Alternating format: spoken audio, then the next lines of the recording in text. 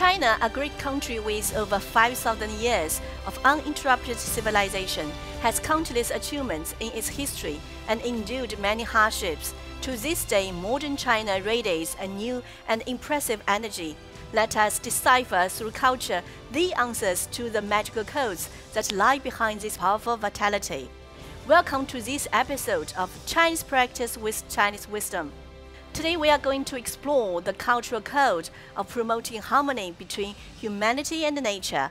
What kind of spiritual trait is it in Chinese culture? How does it influence China and the world? With these questions in mind, we have invited British expert in Chinese culture, Jonathan Schultz, and a student from the United Republic of Tanzania, Xiaole, to discuss with us. Jonathan and Xiaole, welcome to our studio. Jonathan, welcome. Please take a seat. Xiaole, welcome. Thank you. Take a seat.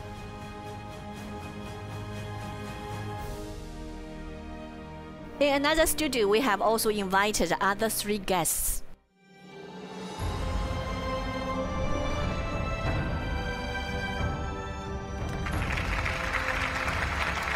They are Professor Hao Lixin, Professor Wen Haiming, and Benjamin Coles from the United Kingdom. All of them have a deep understanding of Chinese history and culture. Over 100 young people from home and abroad are also present as our audience. Welcome to today's discussion. Before we start today's discussion, let's watch a short video. I'm very impressed by the way in which the Chinese people are really trying to follow the path of ecological civilization and to find a harmony between man and nature.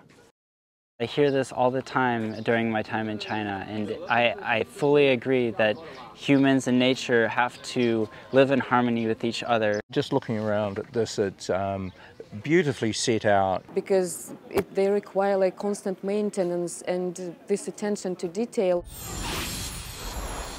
In the short video, many people mention that Chinese people pay lots of attention to the harmonious coexistence between man and nature, which reflects the wisdom of promoting harmony between humanity and nature. Let's see how we write this old saying in Chinese.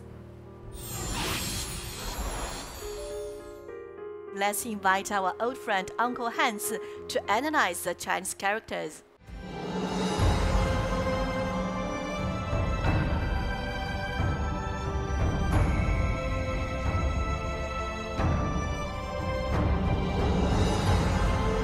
Hello, my name is Richard Sears. The character Ren in the phrase天人合一, it is written like this today. Its seal form is written like this. Its oracle form is written like this. Let's take a look at Tian. Its simplified character form is written like this. Its seal character form is written like this. Its oracle form is written like this. As we can see, its lower portion refers to a man standing facing forward. The upper portion is a circle that looks like a man's head and stands for the sky above the head. Therefore, this character refers to the sky, and the sky stands for nature in this context. We can know from this ancient writing that man and nature are inseparable. The character Tian embodies a concept of promoting harmony between humanity and nature. Thank you. I think Chinese characters are so interesting. You know, through these two characters, I can feel the meticulous observation and the rich imagination of the ancient Chinese. I knew that characters in Chinese develop from pictograms that actually represent things that you can see, but seeing how they're put together really helps you understand the concepts that underlie the language and therefore the culture. This example, heaven being a mix of man and sky, just shows how the human is seen in Chinese culture as part of the universe and not separate from it. Do you know the origin of the saying? The phrase promoting harmony between humanity and nature, that was formulated in those terms by a Confucian scholar called Zhang Zai. As far as I know, this goes back to the I Ching over 3,000 years ago. That's the Book of Changes, this one here, a classic. It sees everything it's in a state of permanent change. That's just the way the universe is, that's how nature works. And it's something that we humans are subject to as well. We have to follow nature's laws. Well said. Let's go back more than 2,000 years to the Qing dynasty in China and see what was happening there.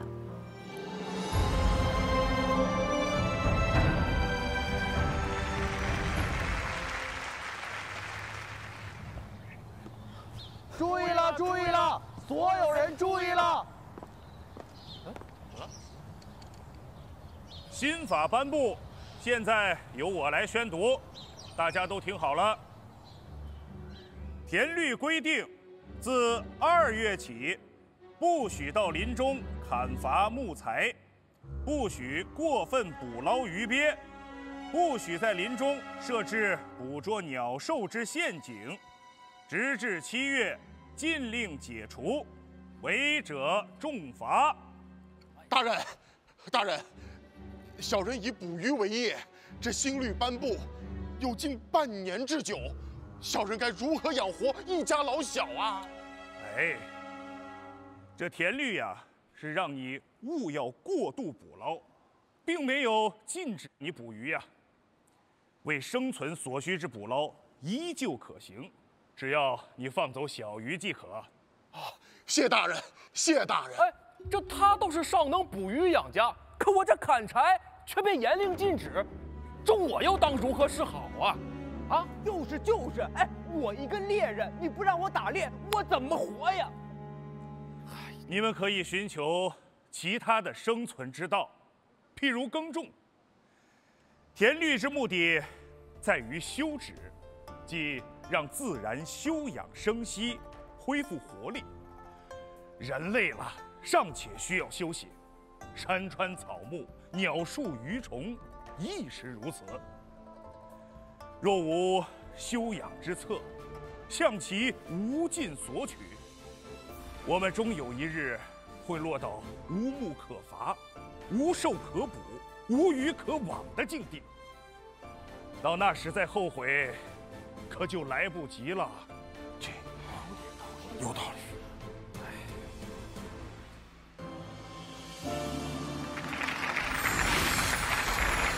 The statutes on agriculture of the Qing dynasty were created more than 2,000 years ago.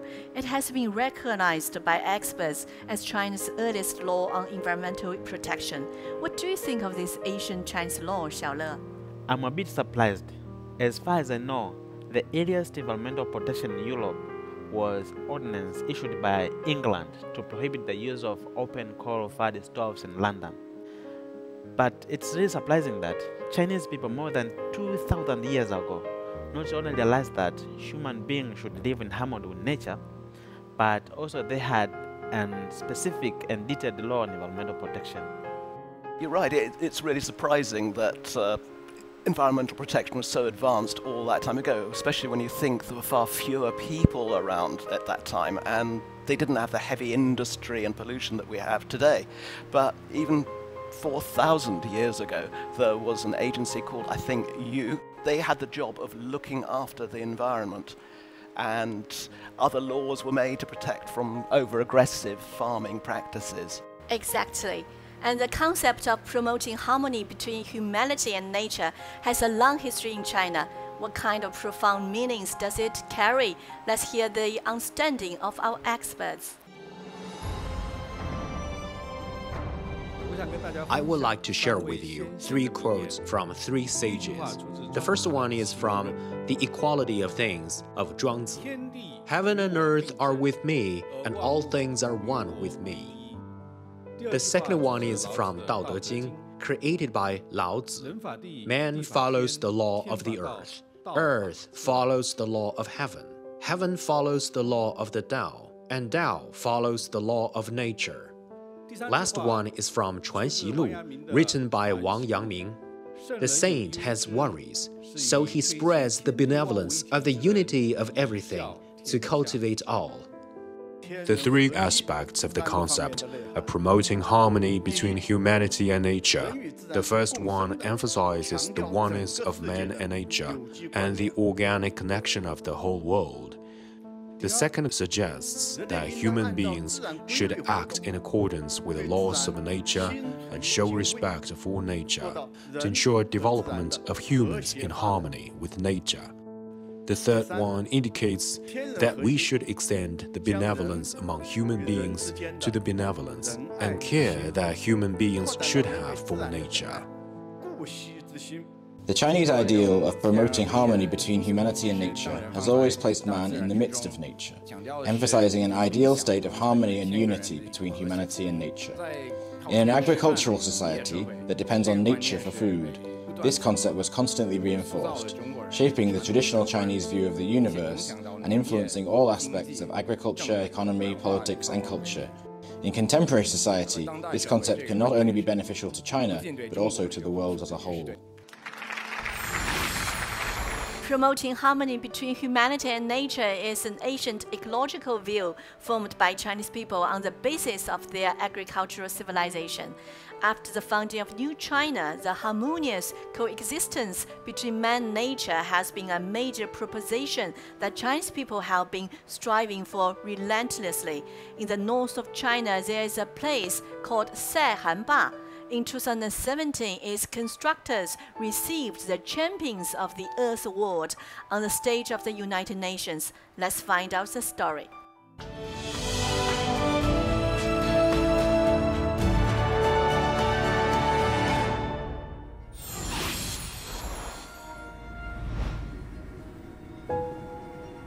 This is one of the high places of the Saihanba National Forest Park, and behind me is an endless sea of forest, which is particularly spectacular.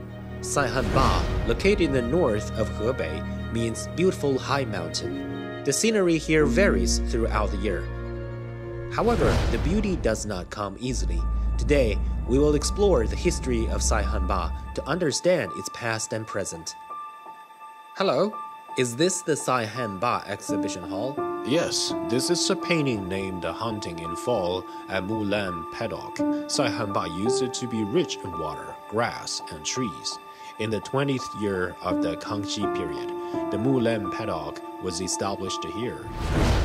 As the treasury was badly depleted by the end of the Qing dynasty, Mulan Paddock was greatly expanded into the surrounding forest, and all the vegetation was destroyed, and the area basically became a vast wasteland. In the early 1960s, China decided to establish a larger-scale state-owned forest farm in Saihanba and to prevent the sandstorms. At that time, a team of 369 people from all over the country came to Saihanba and pioneered the arduous path of the reforestation. 3 generations of Chinese people took more than 60 years to restore the lucid waters and lush mountains of the beautiful high mountain, even better than it was before. Before the establishment of the farm, the forest only covered 11.4% of the land. Now the total area of our forest is 93.3 thousand hectares, and 82% of the land area is covered with trees. Over the past 60 years, Saihanba people have created and protected not only an area of forest, but also a beautiful picture of man in harmony with nature. One of the things that's really noticeable over the 20 years I've been coming to China is that there are many more green spaces than there used to be, even in the bigger cities like Shanghai. But this is also being achieved at a larger level. I think China is responsible for 1/4 of the world's new green areas that have been put in place over the last 20 years or so. And particularly as it replaces vanished forests and plants whole new ones. Inspired by China, the African Union launched the Great Green Wall program in 2007 with the goal of building an 8,000-kilometer long and ecological protection forest belt in the southern edge of Sahara Desert. More than 11 nations has taken part on this program. China has provided technical and professional support on this program. China not only following the idea of promoting harmony between humanity and nature, by itself, but also helping other countries to improve their environment and also sharing the valuable Chinese wisdom to the rest of the world. Exactly. We've been striving on the path of green development. Next, let's head for Zhejiang to learn about the story of a beautiful village.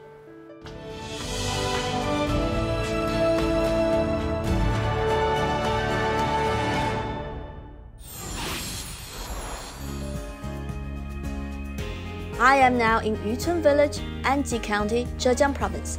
Many people come to enjoy the green and taste the freshness of the mountain. Here you are.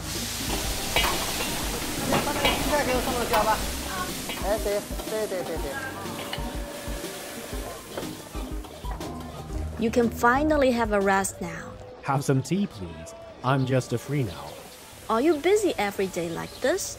Yes, almost every day. You run this homestay. It was not your initial career planning, right? Yes, because I used to be a tractor driver in the mine to load ore. After 2003, with the closure of the mine in Yutun village, we were actually laid off and unemployed. I responded to the call of our village and came back to start the homestay. In the beginning, the number of tourists we received in a year was only a few thousand. But now we basically receive 50,000 to 60,000 dining and lodging tourists a year. Nowadays, many people come here to see the environment, to appreciate the landscape, and to experience the local customs. How did the transformation of Yutun village come about? Pan Chunling suggests finding the answer in the mine, the place where he used to work.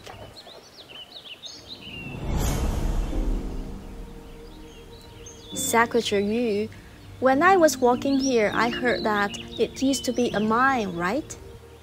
The location where we are is one of our largest limestone mining areas. In the 1970s and 1980s, our Yutun village started to work on mining, burning lime, and making cement. Although mining in the mountains brought in significant revenue, it has also caused extensive environmental damage. In 2001, after Anji County put forward the proposition of developing itself to be an eco-county, we began to gradually shut down the mines and cement factories. Many local residents were worried about their future, questioning, what are we going to do after the mines closed? Where is the way out of Yutun village? We were quite uncertain about the future. The turning point came on August 15, 2005, when Xi Jinping, then the secretary of the Provincial Party Committee, surveyed Yutun village. When he heard that we had shut down the mines, he sang high praise for us, and then he blurted out, "Lucid waters and lush mountains are invaluable assets." These words shed light on the way forward for Yutun village. We began to gradually change the way of development. Look, there is the center of our Yutun village. Yutun village right now is not as dusty as it used to be. Tourists come here all year round. We used to sell stones, but now we've transformed into selling landscapes, surely turning lucid water and lush mountains into invaluable assets. Villagers who used to work in the mine have now opened homestays, coffee bars, and even rafting businesses. All kinds of industries have mushroomed here. People have accumulated wealth thanks to our good ecological environment. In 2022, our village collective income reached 13.05 million RMB, and the per capita income of villagers also exceeded 64,000 RMB. That is to say, Yutun village has become a beautiful mountain village with a strong economy, rich people, beautiful landscape, and a harmonious community. Lucid waters and lush mountains are invaluable assets. The green development concept has spread from a small mountain village to all of the country. The Chinese wisdom of promoting harmony between humanity and nature, together with China's solutions, have gained the attention of the whole world. So any comment from you, Xiaole? I believe the meaning of this statement is that economic development and environmental protection are not contradictory, but they can coexist together. I resonate with this statement. Everyone is familiar with mushrooms. In the past, growing mushrooms required deforestation and was harmful to the environment and also was costly. But China, Junsao technology helped to solve this global challenge. And the Chinese expert later on brought this technology to Africa. The technology not only helped the farmers to address food and the poverty problem, but also helped to reduce soil erosion and improve environment, and also was referred to a grass of happiness. The idea that the environment is really, really valuable is actually now being embedded into the way China's developing, as you mentioned. Promoting harmony between humanity and nature, the old idea, proposes an ideal state of balance between humans and nature. In a modern context, that means that protecting the environment actually goes beyond science, and it really goes into the whole idea of culture. Next, let us meet a Chinese lady who attended the 15th meeting of the Conference of the Parties to the United Nations Convention on Biological Diversity as a youth representative. Her story of protecting wildlife has touched the world, and she is affectionately known as the Princess Beaver.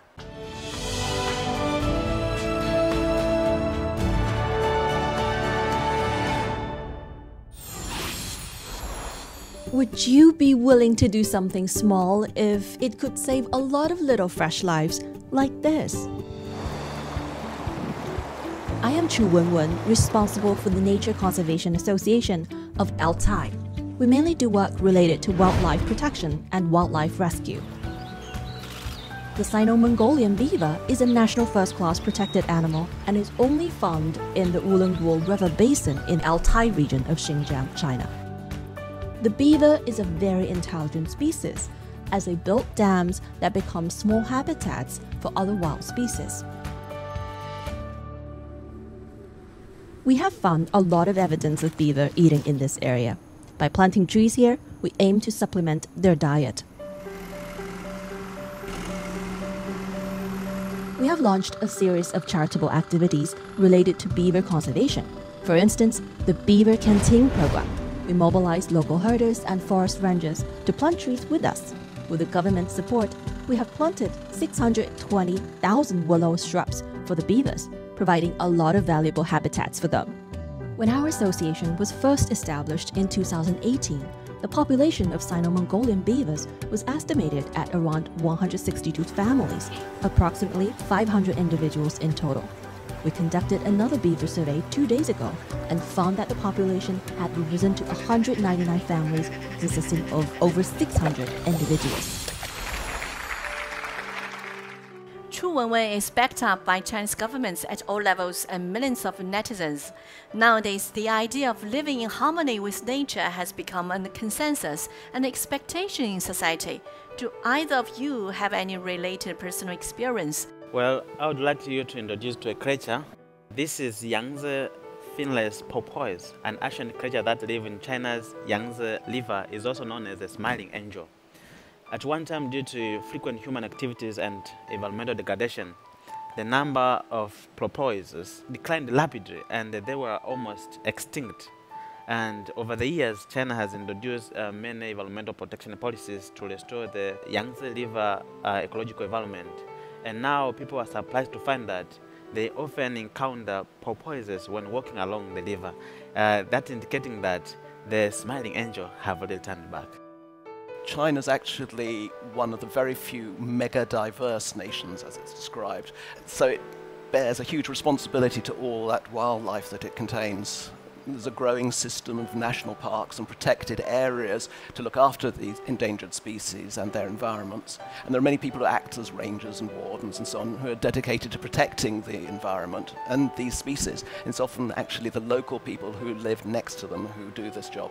Building a green home is a common dream of humankind, and protecting the environment entails the joint efforts of all countries in the world. In this regard, China has made a solemn commitment to the world. In December 2015, the Paris Agreement was officially signed at the UN Climate Change Conference, launching a global carbon neutrality program. However, the global compliance with the Paris Agreement has not been consistent, with one country even withdrawing from it for a time, which presents a significant challenge to global environmental governance. On September 22, 2020, China proposed that it will scale up its intended and nationally determined contributions by adopting more vigorous policies and measures, strive to have the emission peak of carbon dioxide before 2030, and achieve carbon neutrality before 2060. What does China's carbon neutrality commitment imply? Let's hear the understanding of our experts. China's commitment means that it will complete the most dramatic reduction in carbon emission intensity and realize carbon neutrality from carbon peaking in the shortest time in global history. This fully demonstrates China's sense of responsibility as a major country. Green and low carbon transformation is a tricky issue even for developed Western countries, but for developing countries it requires much more thoughtful consideration. China aims to coordinate ecological protection with economic and social development, and this approach and experience can bring reference and inspiration to the world. China firmly believes in and practices the concept that lucid waters and lush mountains are invaluable assets, and plans for development from the perspective of harmonious coexistence between humans and nature. This reflects China's ancient wisdom of promoting harmony between humanity and nature, and is also more in line with the common interests of all mankind. In reducing carbon emission, China has given full play to the role of science and technology innovation. For example, the use of renewable energy, boosting new energy automobile industries, and so on. At the same time, China is also helping other developing countries to solve the energy problem. For example, we have the largest photovoltaic power plant in East Africa that was built by Chinese enterprises and has been providing stable and clean energy to the local residents, laying down the foundation for green living and production there. China's clearly a leader in many green technologies, which serves its own interests as well as those of the world, of course. But it's unavoidable. When a country is as big as China, it's going to have to play its part in combating climate change. We, the rest of the world, we need China to play an active role here. And luckily for us, it seems that that's what it's doing. Thank you, Jonathan. Ecological prosperity leads to cultural prosperity. The natural environment is a foundation on which human civilization thrives. President Xi Jinping has pointed out that we must work together to promote harmonious coexistence between man and nature, build a community of all life on the earth, and create a clean and beautiful world for us all. The concept of community of all life is inheritor of the ancient wisdom of promoting harmony between humanity and nature. It contributes Chinese wisdom and solutions to the sustainable development and progress of human civilization. I would like to invite both of you to affix the engraved seal to end today's program.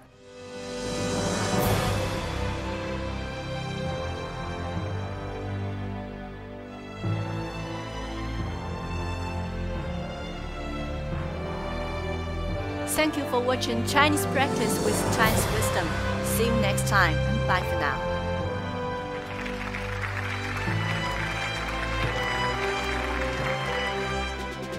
泱泱中华5000年，一脉相承事无双。三皇五帝文明史，诗书礼乐远流长。天下为公行大道，求索千载谋大同。民为邦本世人正，本固帮您社稷稳。为政以德如北辰，正己修身重心拱。革故鼎新常思变，生生不息永无穷。任人唯贤无偏私，五湖四海论英雄。天人合一法自然，和谐共生道相通。自强不息天行健，百折不挠气如虹。厚德载物地势坤，海纳百川人有容。讲信修睦成为本，协和万邦命运共。亲仁善邻和为贵，人间正道。说不完千